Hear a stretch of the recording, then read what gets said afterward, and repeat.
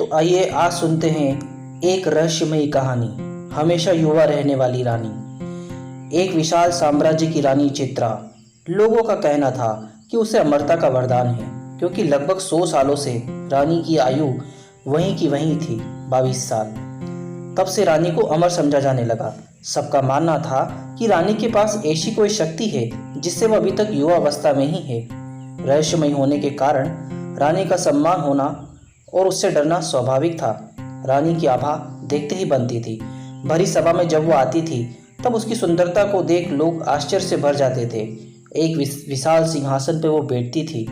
स्वर्ण जड़ित वस्त्र, रानी के जोड़े में विशेष गुलाब होते थे। लोगों का मानना था कि वो गुलाब भी नहीं मुरझाते हैं। रानी सुंदर थी और ऊपर से हमेशा जवान रहने वाली रानी को नहीं चाहेगा, इसलिए रानी पर मोहित होने वालों राजकुमारों की कोई कमी नहीं होती थी।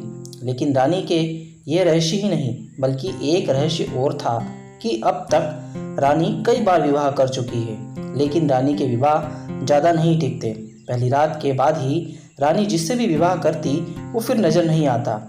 एक रहस्य से भरी रानी की इतनी सारी बातें भी पता होने के बाद भी रानी के ऊपर मिटने वालों की कमी नहीं थी। जिज्ञासावश ही कई रानी का होना चाहते थे कि आखिर रानी के पास ऐसा क्या है जिससे वो 100 वर्षों बाद भी अभी तक ज्यों की त्यों बनी हुई है। पड़ोसी राज्य का एक युवा राजकुमार अब रानी पर मोहित हो गया। रानी को प्रस्ताव दिया कि वो उनसे विवाह करना चाहता है। रानी को मिलने वो सभा में आया। रानी ने कहा कि मुझसे विवाह क्यों करना चाहते हो। राजकुमार ने बोला, ना करने की एक वजह आप बता दीजिए। हमेशा युवा और इतना रहस्य, इसे मैं अपनाना चाहता हूँ। रानी ने कहा कि क्या तुम्हें पता है, बड़ी बड़ी बातें करने वाले मर्द पहली रात ही राजमहल छोड़कर भाग जाते हैं। राजकुमार बोला कि वो भागने वालों में से नहीं है। रानी बोली, हमने यह दावे पहले भी सुने हैं, लेकिन जिस आश्चर्य को देखने वो आते हैं उसे देखने के बाद किसी को दिखाई नहीं देते। राजकुमार अडिग रहा। रानी ने कहा कि हमने तुम्हें बहुत समझा दिया, अब तुम्हारे साथ जो भी होगा उसके लिए तुम स्वयं जिम्मेदार होगे। रानी का विवाह एक बार फिर होना तय हुआ। राज्य में फिर से चर्चा का विषय बन गया। सभी लोगों का मानना था कि पिछलों की तरह यह राजकुमार भी एक रात के बाद अदृश्य हो जाएगा।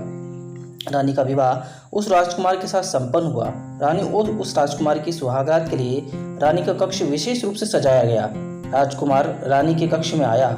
उससे कुछ अजीब चीजें नजर आई। उसे कक्ष के भीतर एक पिंजरा दिखाई दिया जिसका दरवाजा खुला था। रानी बिस्तर पर बैठी थी। राजकुमार पहले से ही सतर्क था। उसे पता था कि रानी के कक्ष में कुछ भी हो सकता है, इसलिए उसे जागे रहना है। रानी ने कहा, क्यों इतने भयभीत हो, आज हमारी सुहागरात है। रानी खड़ी होकर राजकुमार के पास आ गई। रानी उसे पिंजरे के मुंह के पास ले गई। रानी ने राजकुमार की आंखों में देखना शुरू किया। राजकुमार ने कहा, क्या आज रात भी तुम वस्त्रों में ही रहोगी। रानी ने कुछ नहीं कहा। फिर राजकुमार ने रानी के जोड़े में लगे फूल पर हाथ लगाया। रानी डर गई और इन गुलाब को छोड़ सब कुछ निकाल सकते हो। रानी को डरते देख राजकुमार रुका। फिर सोचा, हो सकता हो इसमें ही कुछ राज है। राजकुमार ने रानी को थोड़ी देर सहलाया, फिर एकदम से उसके गुलाब को जोड़े से निकाल दिया। रानी जोर से चिल्लाई, कहा था इसे मत छूना। एक गुलाब निकलते ही रानी कुछ वर्ष अधिक आयु की हो गई। रानी अब गुस्से में लाल हो गई। राजकुमार बोला, अच्छा तो यह है तुम्हारी आयु का रहस्य। अभी एक गुलाब निकला है, अगर पूरे गुलाब निकाल दिए जाए तो तुम पूरी वृद्ध हो जाओगी। राजकुमार बोला, मैं तुम्हारा पति हूँ, मुझे अभी भी तुम बता सकती हो। रानी डरी और राजकुमार के पास आई। बोली कि अगर तुम मुझे यह गुलाब दे दो तो मैं तुम्हें सच बता दूंगी। राजकुमार ने गुलाब दिया और रानी ने गुलाब लेते ही राजकुमार को पिंजरे के अंदर धक्का मारा।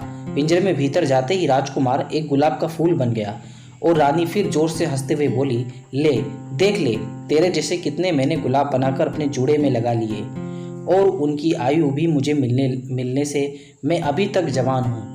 रानी ने पिंजरे से गुलाब उठाया और अपने जूड़े में लगा लिया। यह पिंजरा है रानी की आयु का रहस्य। रानी फिर सुबह सभा में गई। इस बार फिर राजकुमार रात के बाद दिखाई नहीं दिया, लेकिन रानी के जूड़े में एक फूल और जुड़ गया था।